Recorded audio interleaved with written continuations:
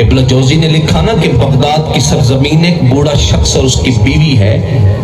تو ایک دن شوہر کہنے لگا اللہ کی بندی زندگی گزر جائے گی، کماتے کھاتے مر جائیں گے، ایسا کرو کچھ بچا کے رکھتی جاؤ، جب اتنا کچھ ہو جائے کہ حج پہ جانے کے خرچہ پورا ہو جائے تو بتانا تو کم از کم مرنے سے پہلے خدا کے گھر کا دیدار تو کر لیں، نبی کے در پہ حاضری تو دیں. فرمائے سال بیتا، عرصہ بیتا، پیسے جمع ہو گئے، قافلہ بغداد سے تیار ہو گیا. فرمائے جب جانے کا وقت آیا نا، قافلے والے انتظار کر رہے، وہ شخص آیا ہی نہیں. انتظار کرتے کرتے وہ حج پہ چلے گئے، یہ شخص نہیں آیا. وجہ شام ہوئی اور بیوی نے اچانک کہا کہ لگتا ہے ہمسائے کے گھر میں گوشت بھن رہا ہے اور میں نے کئی دن سے کچھ نہیں کھایا، گوشت کھانے کا دل کر رہا ہے، اگر ہو سکے تو ہمسائے سے مانگے.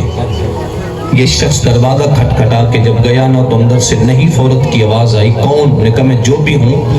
کہ آپ کے گھر میں گوشت پک رہا ہے؟ اس نے کہا ہاں. انہیں کہا زیادہ مقدار میں ہو تو میں آپ کا ہمسایہ ہوں، مجھے بھی دیجیے. اس نے کہا اللہ کے بندے گوشت بھی ہے لیکن حالت یہ ہے کہ میرے حق میں حلال ہے، تیرے حق میں حرام ہے. میں نے پوچھا وجہ؟ اس نے کہا میں علوی خاندان کی عورت ہوں، میرا شوہر انتقال کر گیا، میں فلاں علاقے کی رہنے والی ہوں، میری ساری بیٹیاں ہیں، 3-4 دن ہو گئے میرے بچوں نے کچھ نہیں کھایا، پردے دار ہوں، کسی کے سامنے ہاتھ پھیلانے میں شرم آتی ہے، علاقے کا کوئی بندہ میرا یقین نہیں کرتا. شریعت کہتی ہے جب جان جانے والی ہو تو مردار کو بھی اتنا مقدار میں کھا کے جان بچا لو جس سے جان بچ جائے.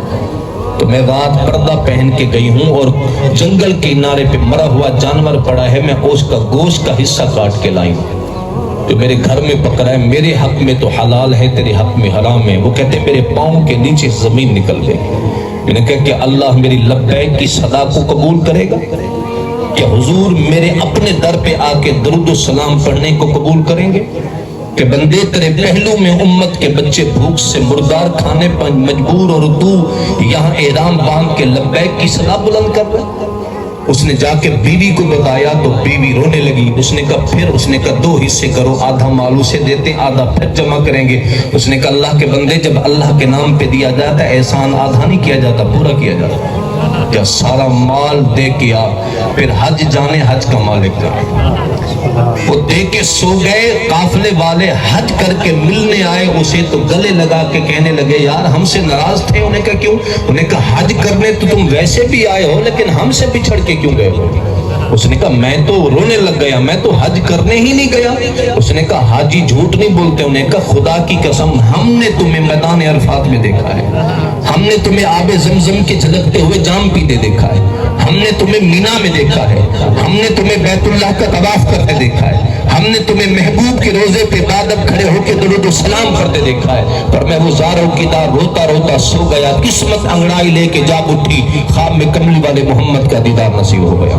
پر میں گھبرا نہیں، نہ تعجب کر، نہ کہے کہ میرا حج کیسے ادا ہو گیا. خدا کو تیری ادا پسند آئی، خدا نے تیری شکل کا فرشتہ پیدا کیا، اب قیامت تک تیری طرف سے ہر سال حج ادا کرتا رہے گا کیونکہ تو نے ایک غریب کی غریب پروری کی ہے.